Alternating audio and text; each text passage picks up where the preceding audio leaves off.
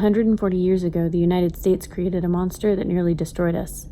It took our land, polluted our environment, poisoned our towns and families, and corrupted our economy. Industrial agriculture took on a life of its own, feeding on synthetic chemicals, fossil fuels, and government subsidies. It grew stronger as our numbers increased. More people demanded more food, and so they fed the beast more of our precious resources. Until one day, we could no longer keep up with its demands. Food became scarce, water in some places was too toxic to drink, and we were forced to import or treat what we could. Fields grew barren, and the infamous dust clouds of the 1930s tore across the land. It all seemed so hopeless until communities started to band together. We worked to rehabilitate the agricultural system, not in its singular monstrous state, but through smaller community-based agriculture, one that focused on food produced within the community for the community. Food that didn't travel thousands of miles away from a farm that doused it in chemicals.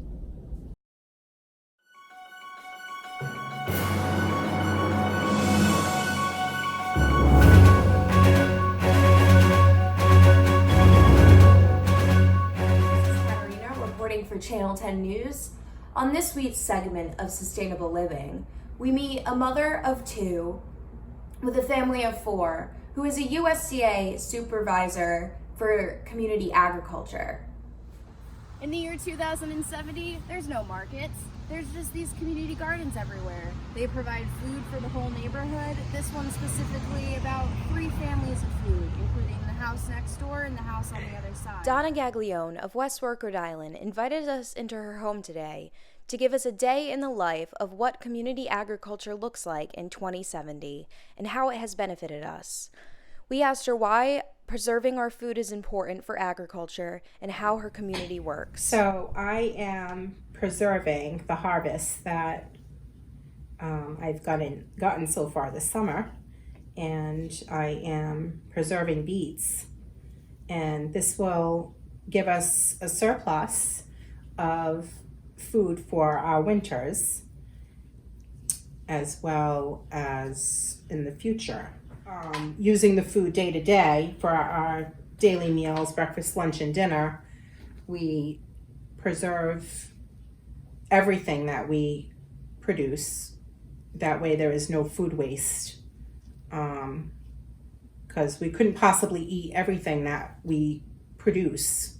So my garden in this area produces enough food for my neighbors on each side of me. So it takes care of 3 families. The health of the American people has actually improved with the sustainability that we have now, because everything is grown from the earth.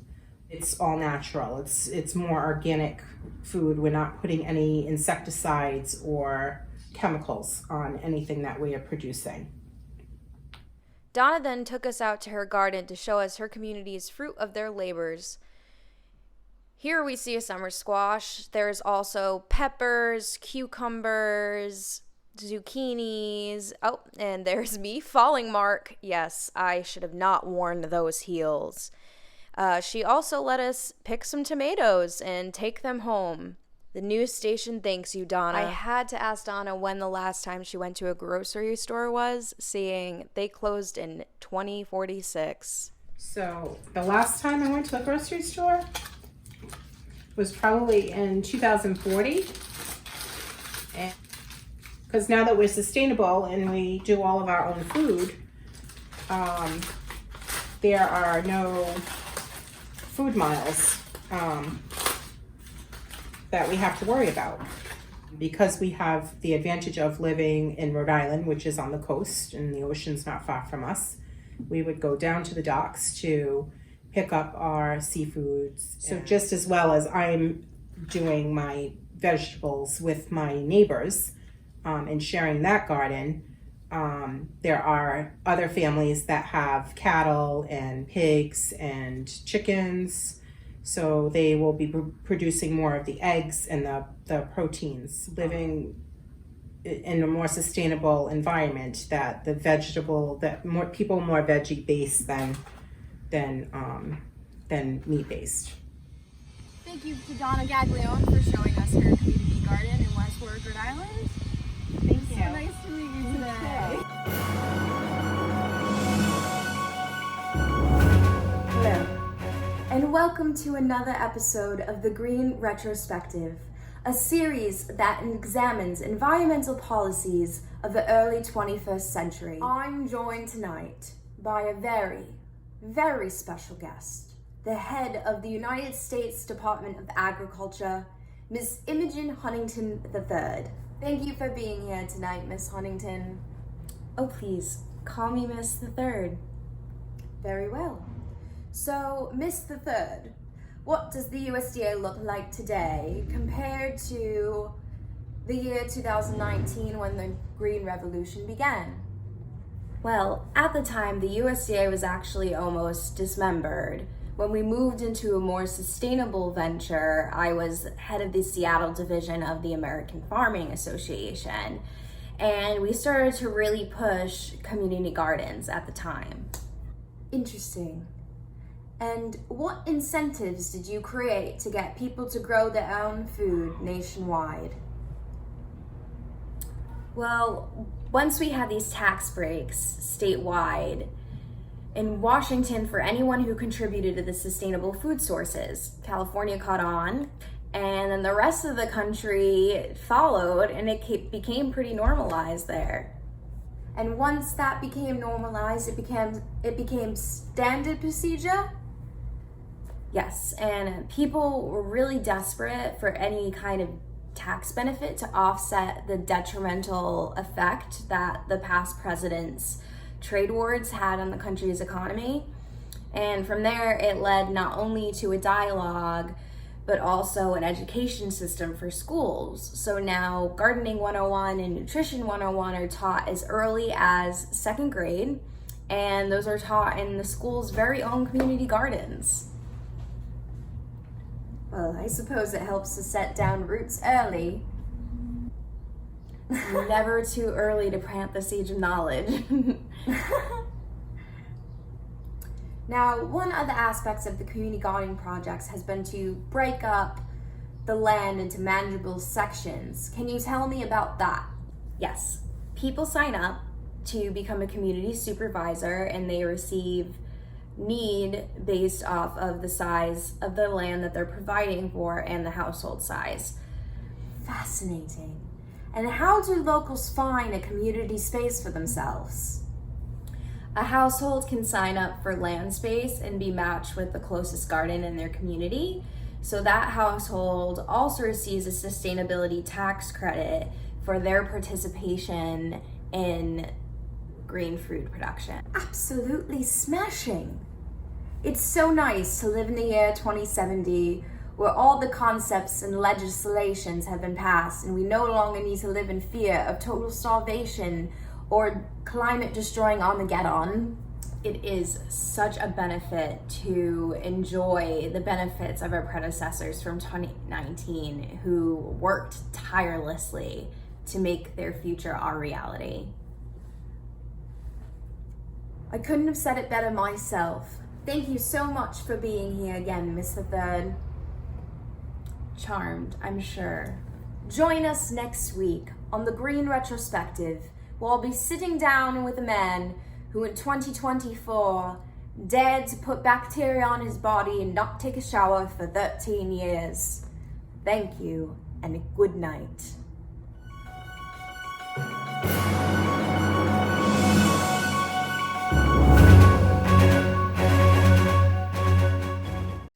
White-tailed deer typically reside within 1/2 to a 3 square mile area for their entire lives in communities that may near a population of 30.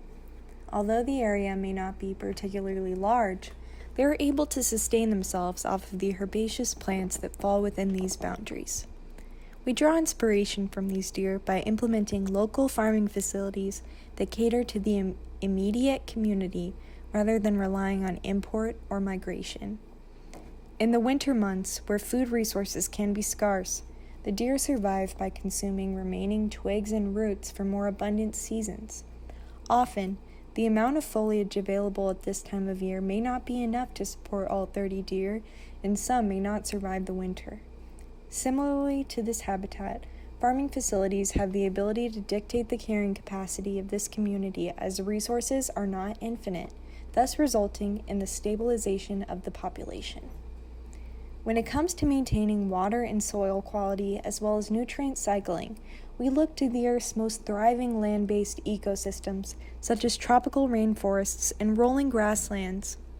Without human interference, the natural environment is able to recycle nutrients into the soil using the remains of deceased animals and plants. Untouched ecosystems are able to support their own fertility as well as survive off of water provided through the ground and rainwater. A thriving ecosystem is self-sufficient, self-regulating, and ever-evolving in order to produce the most abundance the land is able to support. Their success can be attributed to biodiversity and perennialism.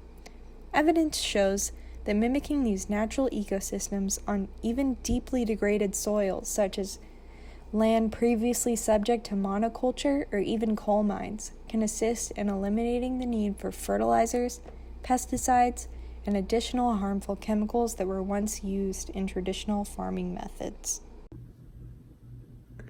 Rebuilding in the wake of the agricultural giant was a slow process. In order to get the land to produce, we also needed it to heal.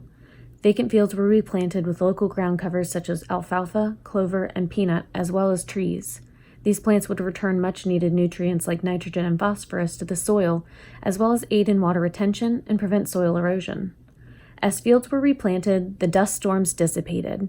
Utilizing many local plants in the rehabilitation process kept the costs low, thereby encouraging the growth of community-based management. Producers of the past plundered resources of one region and shipped food hundreds of miles away, creating unsustainable food miles. Determined not to repeat the mistakes of the past, communities began to mandate place of origin labeling of all foods. All surviving farms and future growers were required to label the state or even county of origin on their packages. To further the impact of the labeling mandate, grocers selling produce could not advertise foods as locally grown unless they originated within the state or within 100 miles of the region grown. Education about food production became integrated into all school curriculum, as well as spread through public educational functions in order to increase awareness of the benefits of buying local for health, ecological, and economic reasons. By buying local, consumers could easily see how foods were being produced, its environmental impacts, and economic output. As the land healed, small-scale holistic-based farms began to emerge. Some used the methods of permaculture, while others used the methods of aquaculture and hydroponics. A combination of aquaculture and hydroponics became the most predominantly used method because of the ability to produce foods in a controlled environment, limiting the need for pesticides and herbicides, since many were still too expensive for new generation producers and were ineffective anyway due to decades of artificially created resistance. The place of origin mandate proved successful in providing data which showed a 20% decrease in food miles traveled since its inception. Data was acquired from retailers as they balance and adjust their produce orders based upon the demands of that region. The more local foods purchased, the more local foods ordered by the retailer, a direct correlation. The increase in local aquaponic hydroponic operations provided more direct produce options, helping to offset the need to import foods from other states. As the new generation producers grew in size and capabilities, the more food miles were anticipated to decrease. The end goal? All food being produced within 200 miles of the consumer by the end of a 20-year total span. Education and community self-interest continued to drive community-based management and the relocalization of food. It has been 50 years since the collapse. Community-based management has proven to be an effective tool in relocalizing our food sources. Small aquaponic hydroponic farms have given way to large-scale, fully automated operations. These facilities are able to produce food in regions where soil quality, water availability, or climate make traditional farming methods impossible, as well as increase the variety of produce not naturally available to the region. The environmental impact of these automated producers is negligible compared to the traditional method that caused the collapse, due to accuracy in distribution of nutrients and resources, as well as a reduced amount of human intervention. Communities now have a secure food source, and the time we once dedicated to food scarcity we can now use to address the additional aspects of the cradle-to-grave food system, food waste and CO2 emissions, and move away from food miles as an indicator. The relocalization of food solidified food security through sustainable methods. However, food delivered by multiple small vehicles within a small community can have a similar carbon emission output as a tractor trailer carrying tons of food across thousands of miles. Green transportation options such as electric fleets or trams could serve as a way to reduce carbon emissions. Food waste has been reduced in the growing and transport process because of the close proximity from producer to consumer, but it still plays a contributing factor in household and commercial waste, such as restaurants or cafes. Community-wide compost facilities and services will be implemented to curb our food waste.